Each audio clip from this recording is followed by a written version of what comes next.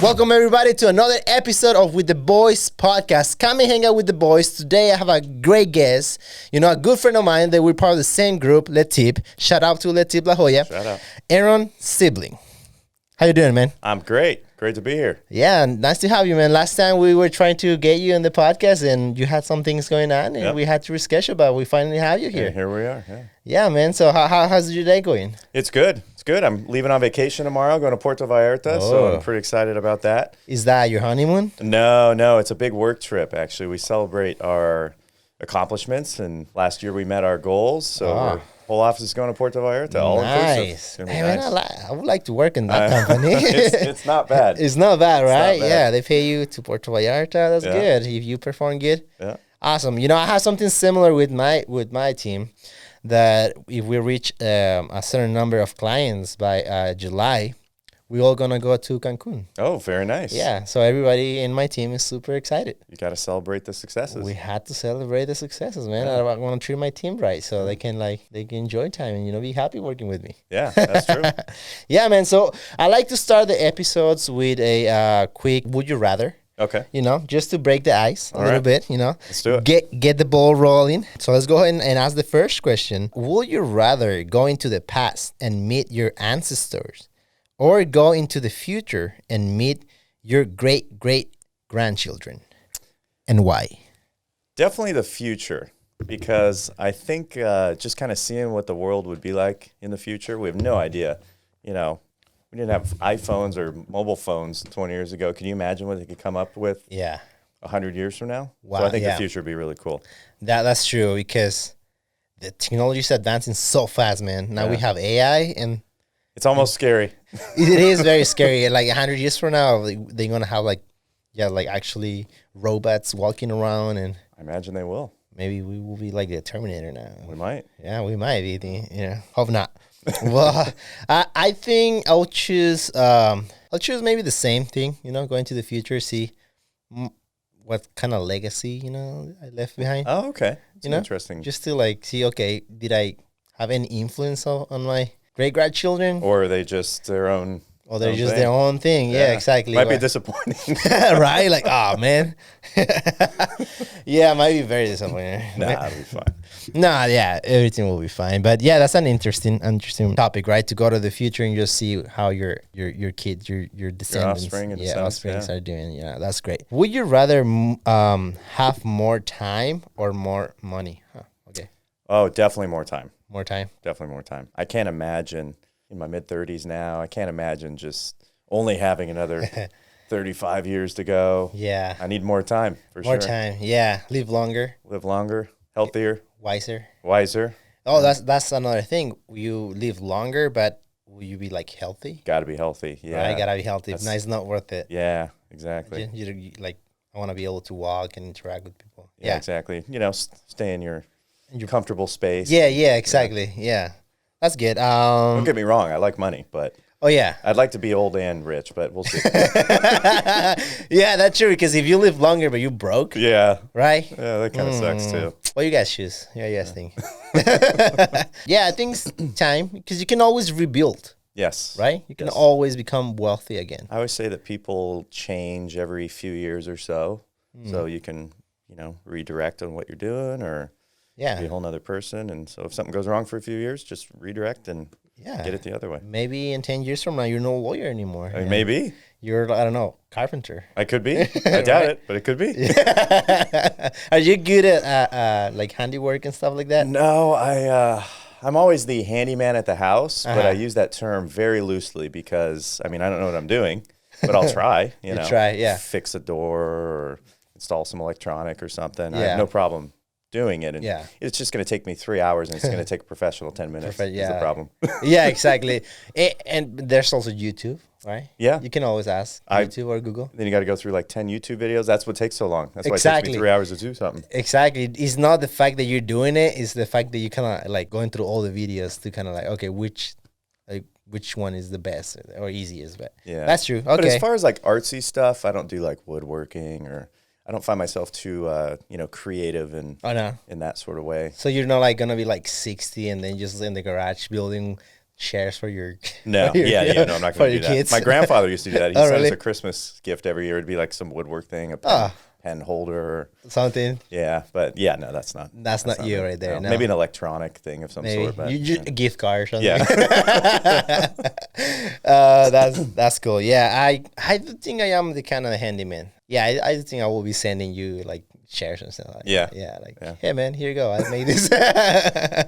You know. If you put some heart into it, it makes sense. Yeah, you know, it's being creative, I guess. Yeah.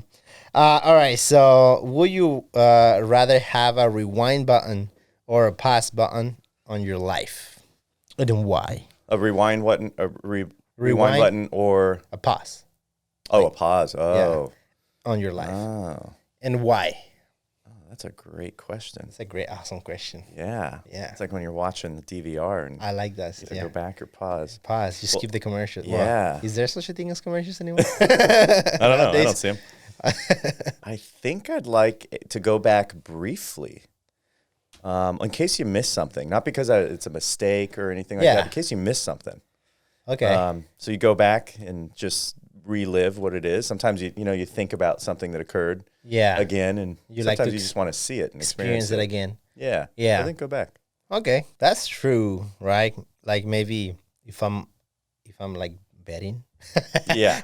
There's definitely some advantages to that. Yeah, if I'm betting in sports and my I don't know if I'm doing like betting on boxing and like like a fighter loses, like okay, hold on, let me rewind Just enough. Yeah, just enough, and like you know what, I changed my bet to this guy. That's kind of your ambition as president, right? Yes, to make it grow, solid members, to kind of build a strong, solid group. Hopefully, become like the number one international. Not that far off. Yeah, we're just 6 behind.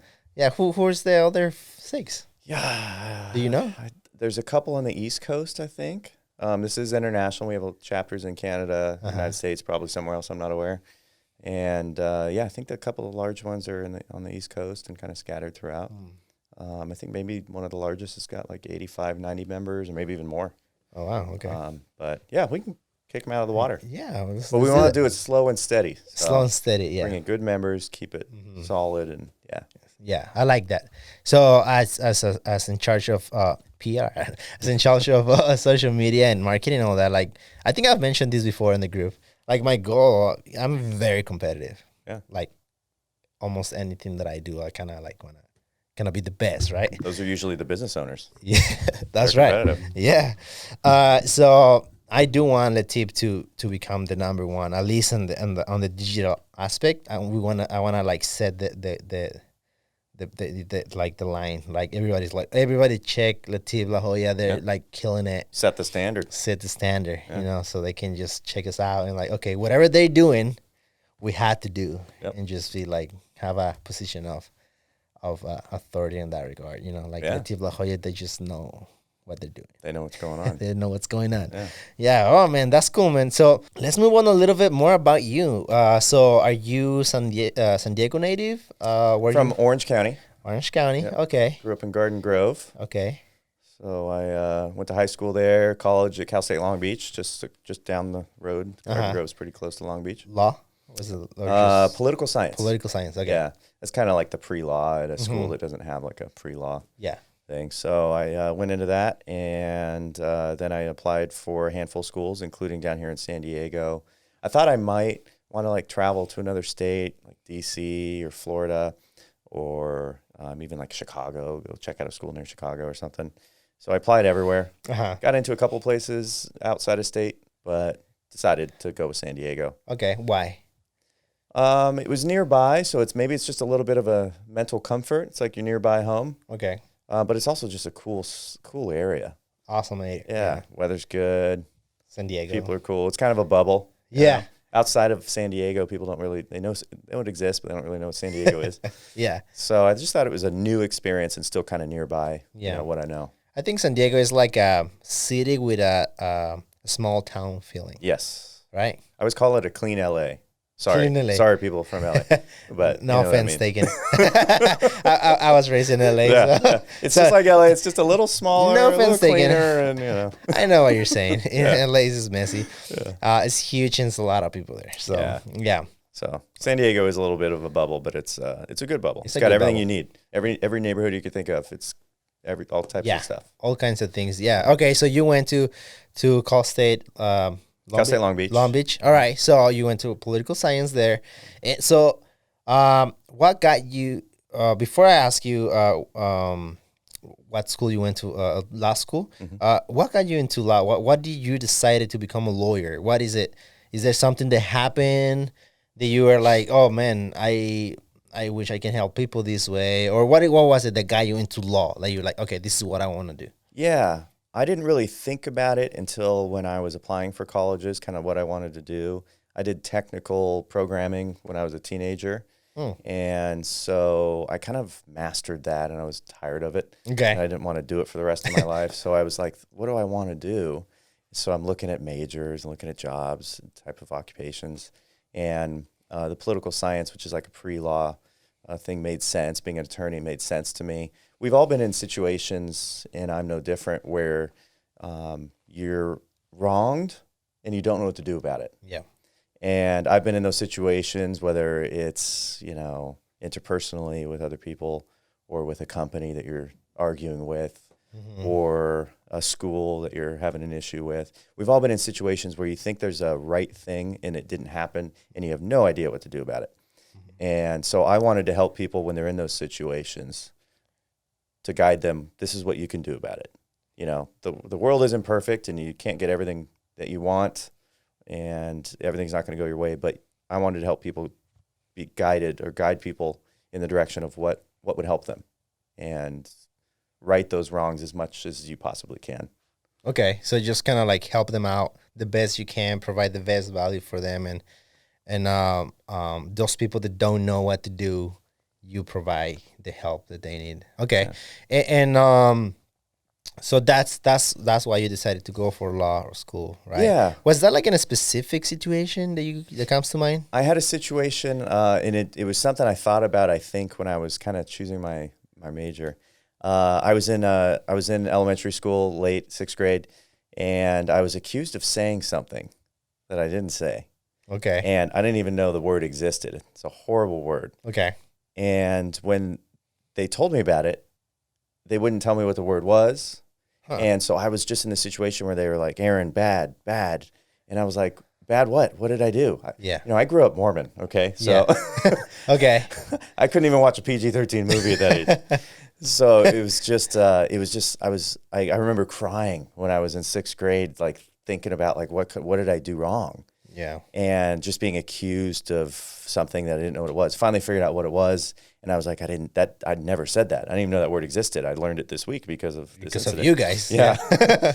And so I was in that situation, and it was my father that came in, and he sat down in a conference with a school principal and a couple teachers and things like that. And they basically said, yeah, we're going to put your son on probation. And he was like, for what? I was like, well, XYZ happened. And he goes, based on what? Who said that? Oh, well, this one student. Well, he says it didn't happen. So you've got a he said, she said situation. Okay.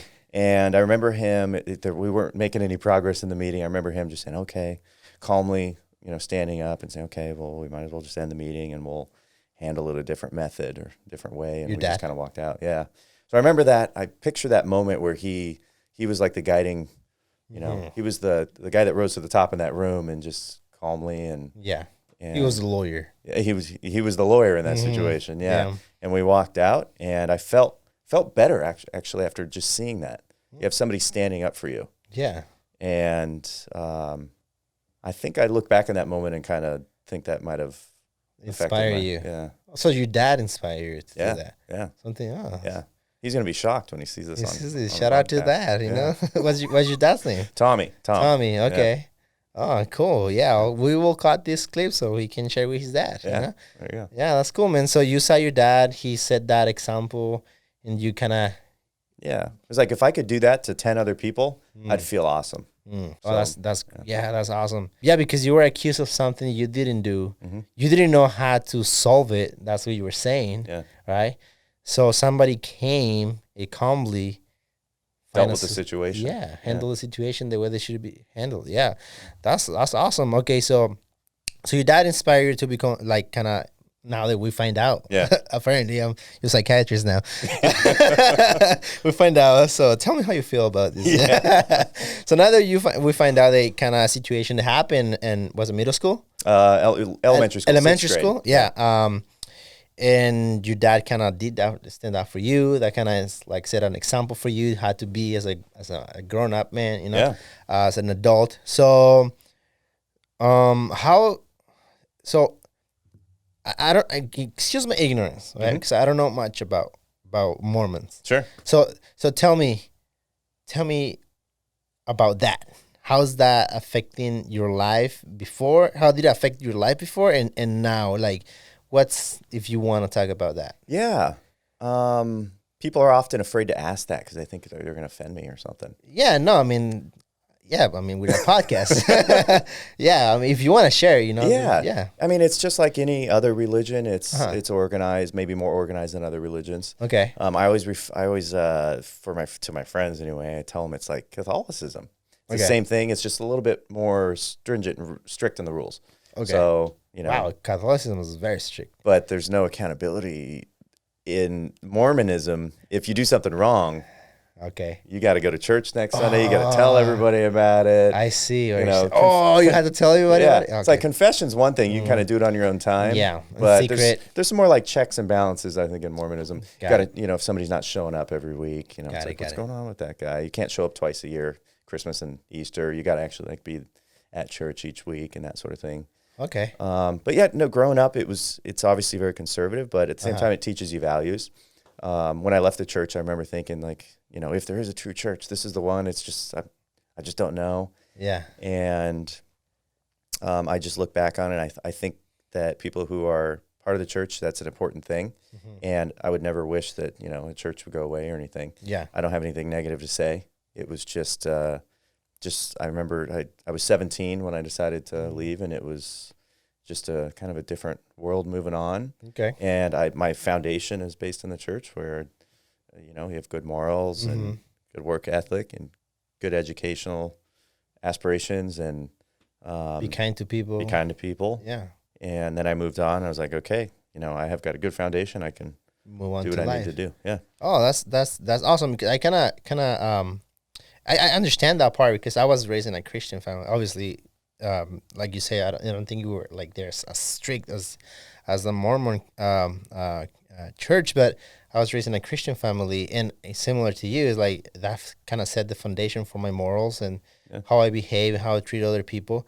But there were some things that I was like, okay, I might not agree with that 100%, or I'm not sure if that's 100% how like things should be, right? Yeah, you start having your own independent thought. Exactly. Yeah. And which kind of goes outside of the basis of often most religions. Yeah.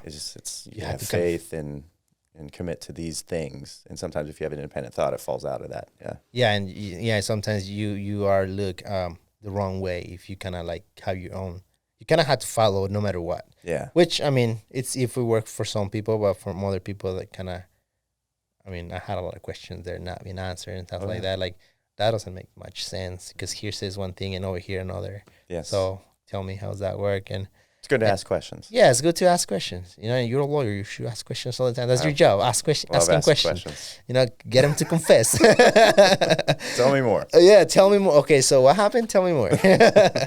Yeah. So okay. So at 17, you say you left the religion. Yes.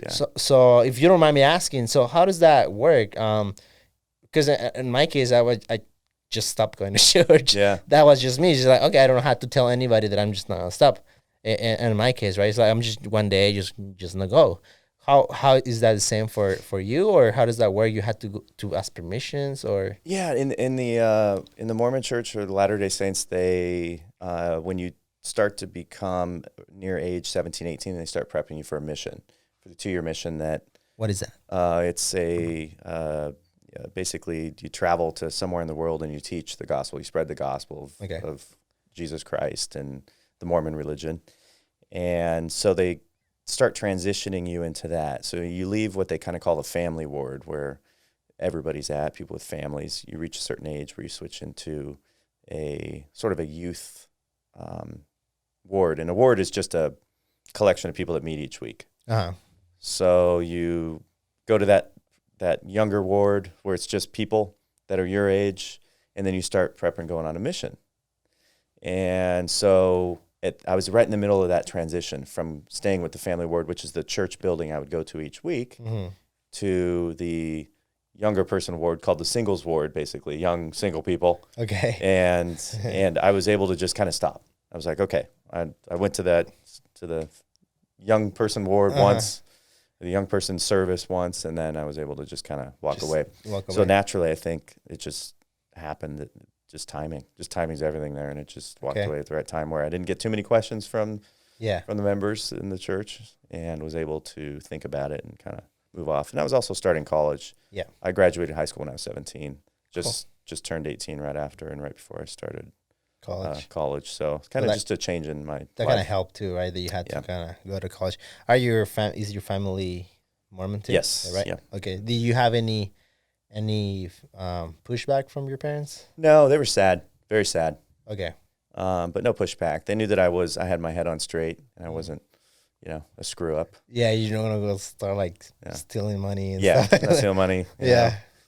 So it was, it was sad for them, but it was also understandable. And maybe they were hopeful I would come back one day and that sort of thing. But I have a great relationship with my family. They kind of let you become your own man and stuff like that. Okay. Yeah. Well, that's great. So then you started college, in Long Beach, Cal State Long Beach. Then you left the church, Mormon church. Is there something that you miss or about that, like about being in the church? Something that you were like, okay, that's something that I kind of like would like to go back to.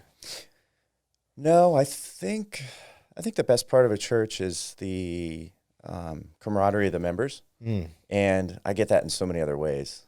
The team at my office, the tip, my friends. Yeah, I have camaraderie with them. So I think that would be the biggest thing that I would miss, but I have it. You have it. I have it. Okay, so you're good right there in that end. Okay, so you are married now, right? I am. Yeah. Congratulations. Thank you. Yeah, man. So when tell me more about that. It was September 24th last year. Got married. We were engaged for 3 years, just before COVID. Yeah. And then we planned on having kind of a long engagement anyway, so it wasn't a big deal. And then finally had our ceremony in September, and people keep asking me things like, so how's marriage? I go, well, it's just like it was before. Not a whole lot of changes. Now we're just married. I mean, it's just been I wear a ring now. Yeah, it's just been a few months. So yeah, how exciting, man. So, what do you guys went like for honeymoon? We're planning on going to the Maldives. Oh, so you haven't done it yet? Okay. Yeah, Kelly wants to spend a lot of money on it, so we're gonna save it up and then maybe get some business class tickets. She's from Canada, right? She's from Canada. Yeah, we met on a beach, literally in Thailand. Oh, okay. Okay, so tell me more about that. Yeah. What were you doing in Thailand? I was there. I was just with a couple of my guy friends. Okay. And we were in this island in Thailand, and we were just, it was New Year's Eve. Hanging out. Looking for something to do. Yeah. And we're walking at the beach, and there's a couple girls, and we're like, okay, well, we can eat here, I guess. So we sat down next to them and ordered some food and drinks and stuff like that. And they started talking, and we just kind of hung out with them, the whole group. I kind of connected with Kelly. Played the slow game because I was with two good-looking guys. Okay. And Kelly's a good-looking girl. Yeah. Okay. So I had to play the long game a little bit. The smart game. So I gave it a couple days, or maybe, I gave it a couple days. Okay. And then kind of, just like smoothly trying to get in there. Yeah. She actually made the move first. It was New Year's Eve, and it was just like they were doing the countdown for the kiss thing. And it goes like 10, 9, and then she like grabs my elbow, and I'm like standing next to her. There you go. What's going on? Okay. I knew exactly what she was doing. Yeah. She wanted a kiss. I was like, okay, I'm in. There you go. Wow, damn. So you beat the good-looking guys. Yeah, I beat them. Yeah. Got to play the long game. You had to be smarter. The smart game. There you go. That's why you're the president, man. That's right. There's definitely better-looking people in the tip of La Jolla, but they got you. Rose to the top. No, you're pretty. You're pretty good looking. Thank you. I appreciate that. Yeah. That's for the followers. So you got married. You met her on Thailand. She's from Canada. Was she living in Canada when you guys? Yeah. Yeah, so she was still traveling for a while. Like I was only gone for maybe 10 days in Thailand or so. And then she continued on to like Indonesia and stayed out traveling for a couple months. And then as soon as she got back, I visited her in Canada. Then Which part? Calgary, Alberta. Okay. Yeah, it's Alberta, beautiful. so on the west, right? Is it West, west side? yeah. Yeah, okay. Kind of west middle Okay. and kind of like above Montana, I guess. Okay. And so I went over there and saw her and her life, and she'd come down every couple months, 2 to 3 months, and then I'd go up every couple months, and Nice. kind of did back and forth. And we're like, okay, well, what are we doing here? Yeah. Were you in school all the time? No. Or were you done with it? I was working. Yeah, working, so all done okay. with school. So it was just a matter of making time to get up there and come back. And Come back, yeah. So you stayed for a couple of months, you said? no, I would only go up for maybe a week at a time. Okay, got it. But every Okay. couple months, I'd Every go couple of months you will go. up, Okay. go up for a week at a time. So then you just ask her, like, come to California. Yeah, I was like, what? You want to Sunshine, yeah. come down here? And she decided she was going to come do some schooling down here and transfer her school from Canada to here, and we just kept going. You want to live in one of the best cities of the world? It was a pretty easy sell. Yeah, San Diego. Yeah, Easy sell. yeah. It's probably like, minus 20 in Canada right now. And Yeah. and it's cold here, but it's not minus It's not 20. that cold. Yeah, we Yeah. complain, but it's not as bad as we think, Yeah. right? Yeah, it's not hard to sell, like sunshine, beach, Yeah. good places. San Diego's known for being nice, a nice city. She moved down here, and then you just proposed to her, and you say 2019 2019. Okay. Yeah. Where do you guys get married? at the Prado at Balboa Park. Oh, It was very nice. nice. We actually got engaged in Balboa Park at the Rose Garden there. And then, oddly enough, this is not on purpose where our ceremony was or where our reception was, but Kelly and I looked at 12 different venues. We had a great wedding planner that took us around, and we just ended up on this one, the Prado, and we're like, oh, this is great. It's perfect. Nice. Who was your DJ? No comment. Did you Danny? That's hilarious. Okay, so you got married there. Yeah. You've been married for a few months now. I mean, I'm not gonna ask you the question, "How's your marriage?" Because I mean, it's fairly new. You're still in the honeymoon phase. Yeah. No. That's the thing, is the honeymoon phase is way before you get married. I mean, maybe for some people to get married quickly, but Okay, I think it's you think it was before? yeah. So we've been We're in stable. Yeah. a stable relationship. Yeah. Okay. And what did she do? Like, does she have a business? What did she? She came down here. She wanted to be a teacher, Okay. and teaching is much different. The school districts and the programs are much different in Canada than they are here. Okay. So when she started schooling here for the teaching profession, she's like, oh, I don't really want to do that. COVID hit, and she just happened to pop into a job where she was credentialing nurses for basically the emergency response for COVID and just other things where they needed nurses in particular facilities. And she's just worked her way up that.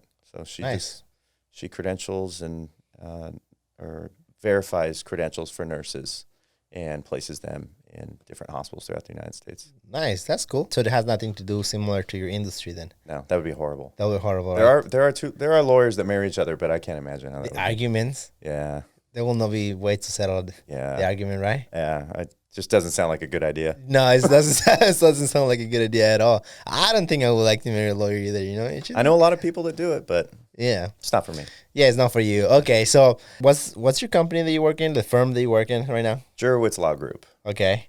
So tell me more about that. We're a personal injury firm, been around for a long time. The founder's Ross Jurowitz. You'll probably see him on TV. He's the Get Ross guy. And we've got a great team, 9 lawyers or so, and another 20, 25 support staff. And we handle all personal injury, people who are involved in accidents, car accidents, slip and falls, basically anything that results in an injury. We represent those people and try to get them the best medical care they can and compensated for what they went through. Okay. Are you guys just in California, or are you guys somewhere else too? We're in California and Florida. Florida, We have okay. 2 offices in San Diego, and we have 2 offices in Florida.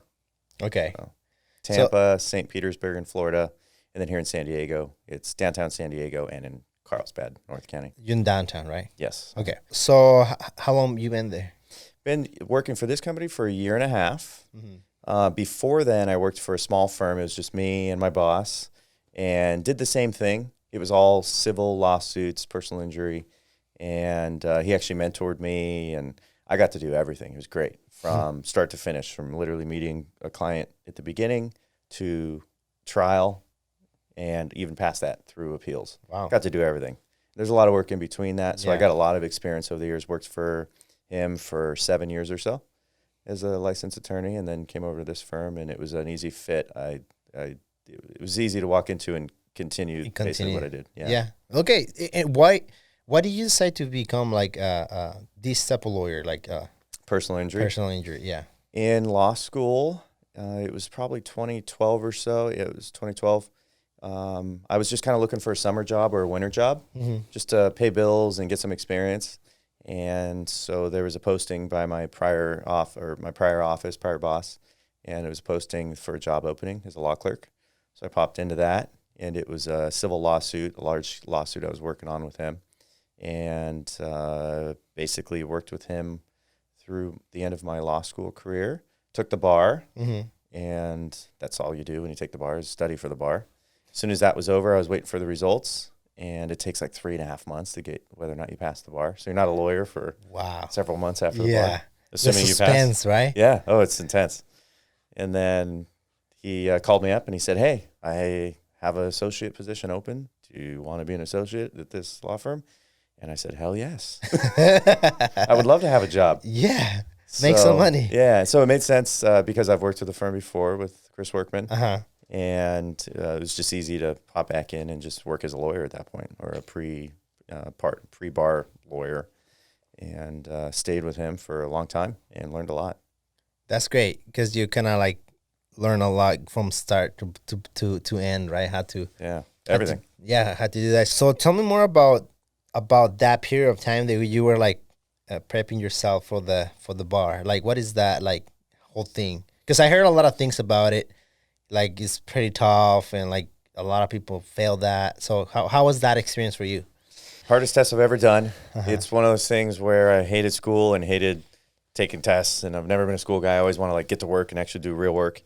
And this is just one of those tests where you got to get it right. So University of San Diego did a really good job of getting people prepared for it. And if there's an issue and you're not performing well, they try to get you into programs to fix that and basically study for the exam. You take a prep course that's, I think it was 2.5 months. And that's basically all you do for 2.5 months is study for the test. You wake up, you go to the library, study for 6 to 10 hours, go home, do it again tomorrow, do that for 2.5 months, and then you take the test. Wow, really? That much studying? So how do you survive like for those 2.5 months? Like, do you work? No, some people do.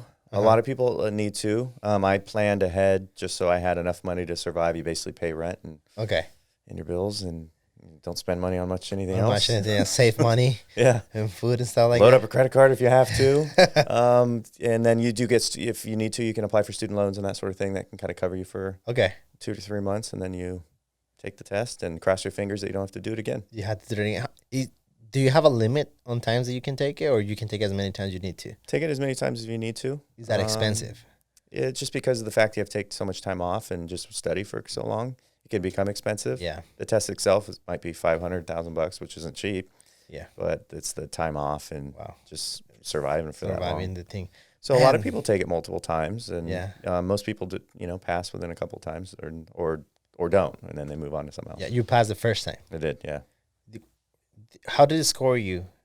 Like, how do you know? Fortunately, in California at least, they don't tell you the score if you pass. Oh, okay. So there's a score that you have to beat, and if you beat it, you're just a lawyer. You're good. Nice, okay. Yeah. That way it can't be used against you when you're applying for jobs.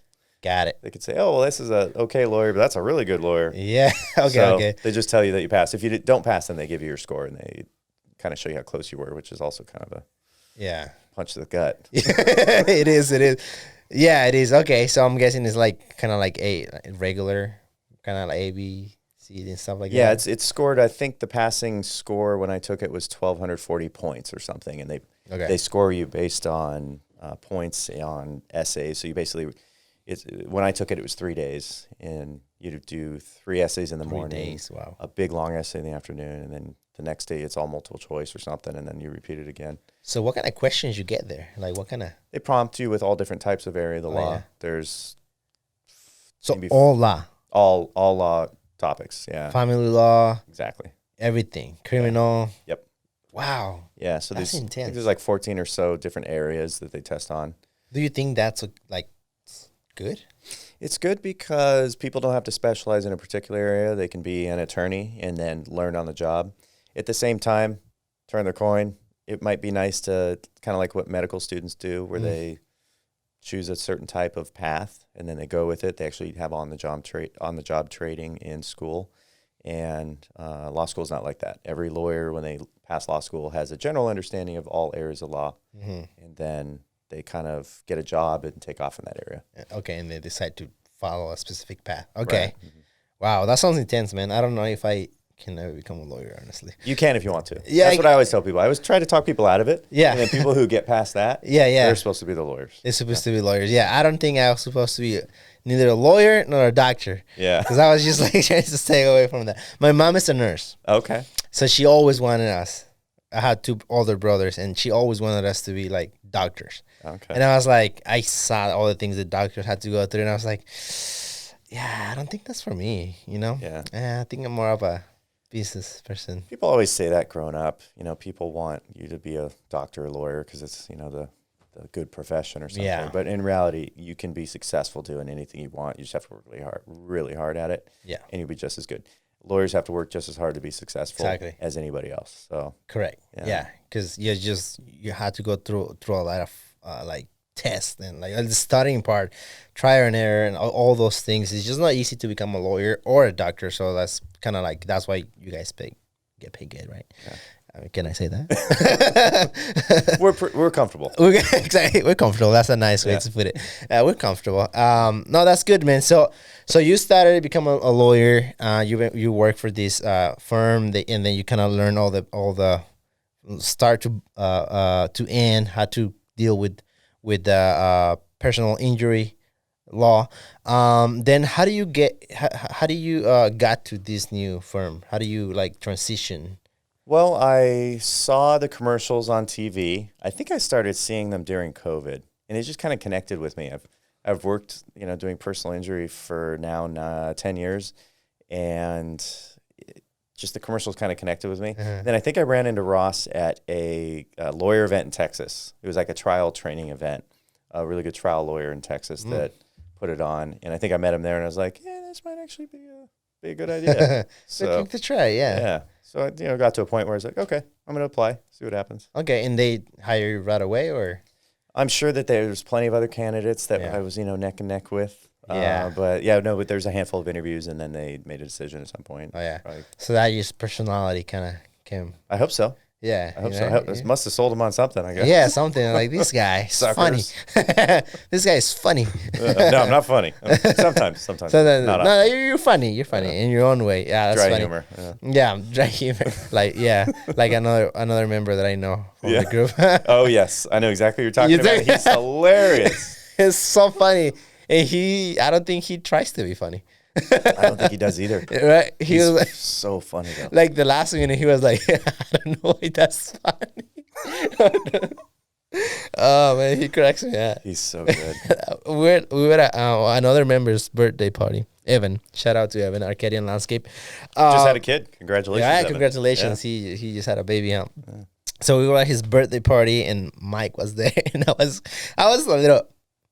I had a few drinks, tipsy. Yeah, tipsy. He was too. I was just talking to him, and I'm very passionate. Yeah. All right, so I'm a passionate person. I'm a passionate in what I do, and I really believe in what I do helps businesses. Right. So, I was talking to him like, "No, man, you're good. You're funny." Use that. You said that to him? I said that to him.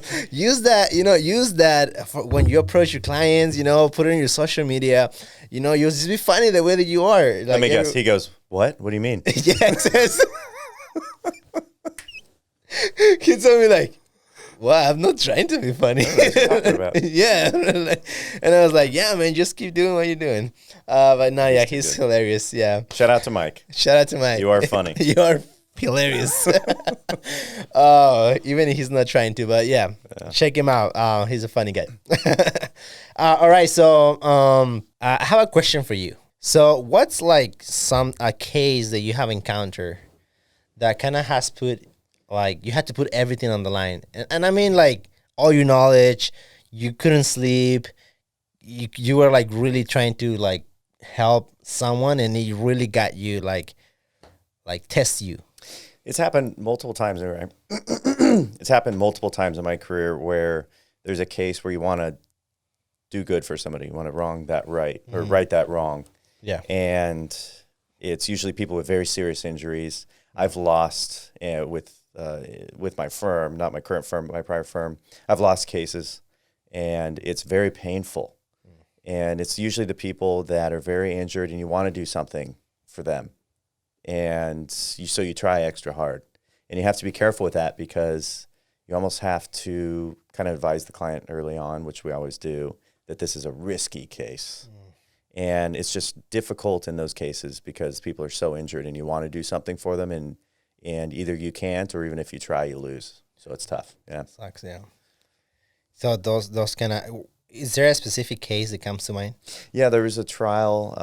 It was an individual that lost a limb in an accident, lost a leg, and we did everything we could to find liability. That's what we do as lawyers. We look for avenues of liability for anybody who could be involved, even just 1% involved. If we can find some hook on that liability in that entity, then we will. And that particular one, we spent a lot of money trying the case, and we wanted to, get what we could for him because he lost a limb. He has a lifetime of things to deal with. Prosthetic devices for different activities, walking, exercising, swimming, playing with his kids, hanging out with his wife, and just so many other things, being able to work, finding a vocation that he could do. Yeah. And we shot and we missed, and it was okay. It's okay. Yeah. But it still kind of sucks sometimes. Yeah. I mean, yeah, because was that, like, if you don't mind me asking, was that like a car accident or a job injury? It was an industrial injury on the job. Okay. Yeah. Man, that sucks. And it's just the emotional part of things, right? Because same for doctors, right? Like, you had to go and talk to them. It's like, hey, I cannot do anything from this. Right. This is it. Right. So how did you approach that? Were you the one that talked to him to give him the news? When I have a client that comes in and they've been wronged and I can't do anything about it, that legally there's nothing we can do, then I tell them just right up front that this is wrong, and you're going to get screwed. You've been screwed, and there's nothing we can do about it. Okay. Let me tell you why. And as long as you show that you care, which I do, then usually they're upset and they're sad, but they can deal with it. Yeah. They can stomach it and move on with their life. And that's what I want. If there's something that I can't do, or there's nothing that the law can do to fix the situation, then give them the power to accept that and move on. Yeah. Okay. Yeah. That's good. I mean, have some compassion for people and understanding, because I'm pretty sure missing a limb is kind of traumatic and tough. Changes your whole life, changes your family's whole life, your kids, your spouse, even your parents. I mean, that sucks, man. And why did that happen? Like, if it was a job injury, I mean, I'm just curious, like, how can you possibly, like, not, like, the client, right? Your client, how can he possibly not get anything from it? Like, what was their argument? Was it because the company has the money to pay lawyers? I don't know. Good question. So yeah, people oftentimes, they see serious injuries and they're like, what do you mean that guy didn't get $10 million, Now, the reality is that when you get injured on the job, it's exclusively workers' comp in California. So what you have to do is proceed into workers' comp proceedings. As a personal injury attorney, sometimes I have a crossover case where they have a workers' comp claim, but I try to find somebody else that is liable. Okay. So we, in that case, try to find a product manufacturer that was liable, in addition to the workplace, which is just in workers' comp. Got it. So you can recover through workers' comp, but separately to fully recover for your case. Typically, you want to be in a personal injury case if you can. Okay. That's a great advice, guys. If you guys know somebody that is going through this, so just hit them up, because I didn't know this, now we know. This is great information to know, just in case we ever, hopefully, we never, nothing. I know you need a job, but hopefully I don't wish any of these things for now. 100%. Yeah. All of my clients would say, I'd rather this never happen than have a penny. So yeah, that's great, man. So what's next for you? What's next for you in your career, in your personal life? The team, like what's Aaron planning to do? Yeah, that's a good question. My term in the tip's gonna come to an end here soon. I'm gonna be past president. I'm still on the board, but past president. Okay. So is And this your last? this will be my last term.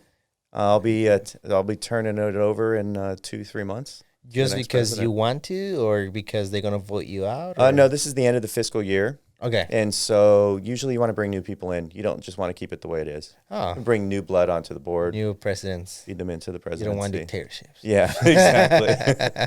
So Okay. I can advise the new president and vice president Got it. on how to do things as a past president, Uh-huh. still on the board.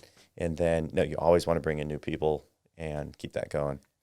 So, with Latip, it'll be interesting to see what I do, Yeah. what I do next. I don't know. That's interesting. Most presidents, when they're done with Latip, they relax for a little bit. like art. Yeah, art. Yeah. What is he gonna do after?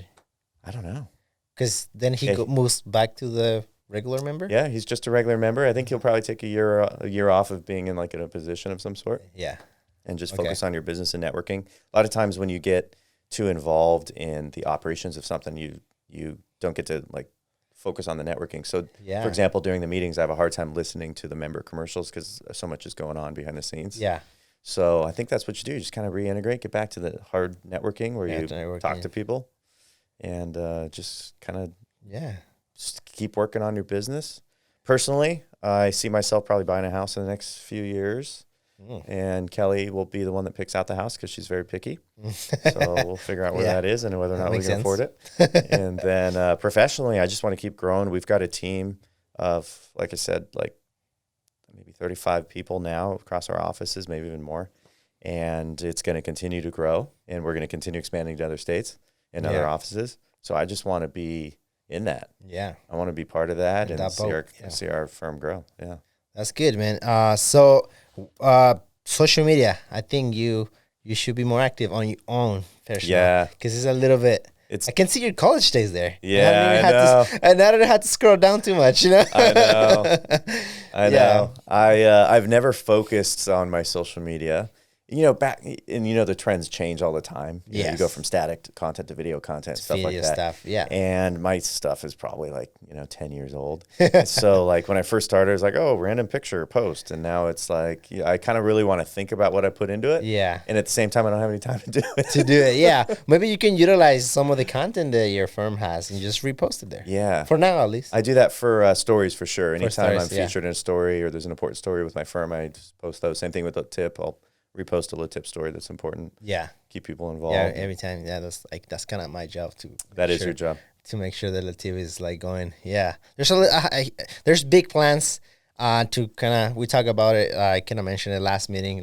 If we can get people more engaged to share content, they get a tip out of it. Yeah. Yeah. So so that's next for you. Is there something else that you would like to share with people? What will be Here's a good question. What advice will you give somebody that wants to do what you do, like someone that is new? Let's say they just passed the bar. What's your advice for them? Talk to people. Network more. Just meeting lawyers and people in my industry. That'll present an opportunity for you. So if you want to be a personal injury attorney, or you just want to be a general civil attorney that files lawsuits, or you want to be a family law attorney, or even just try all those things out. If you don't know what you want to do, talk to people, go to lawyer events, go to networking things like this, and things will land on your lap just because you're talking to people and meeting more people. There you go. Well, you guys heard it from the man. So let's just talk to this camera real quick and just tell them how to find you, how to get in contact with you if they ever need anything. Yeah, you can find me online at jurwitz.com. And you can also just Google my name, Aaron Sibley, attorney, and it'll pop right up for you. And I'd be happy to help anybody who has any questions about an injury, or anybody who might be getting into the industry, being an attorney or wanting to go to law school. Reach out to me. I'm happy to help. There you go. Well, thank you guys. This is another episode of the With the Boys podcast. Thank you for coming. This was an amazing podcast. Thanks for having me. You know, this is so fun, so much fun, man. Yeah. It's the first time the president and I hang out, actually, Yeah. right? Nice work, Hey, there man. you go, man. Thank you. Well, guys, you guys know where to find us. YouTube, Instagram, TikTok, all those social media platforms. Please go ahead, ring that bell on YouTube, subscribe, leave a comment. Let me know what you guys think. You guys want more information from Aaron? Just leave a comment. I'll share that with you, all right? So share this video with people that are interested in these type of topics. And just leave a comment if you have something in mind for us to record videos about, all right? Go check Letip La Jolla, right? And go check Aaron. Thank you, guys. Thank you for hanging out with the boys. Peace. Thanks.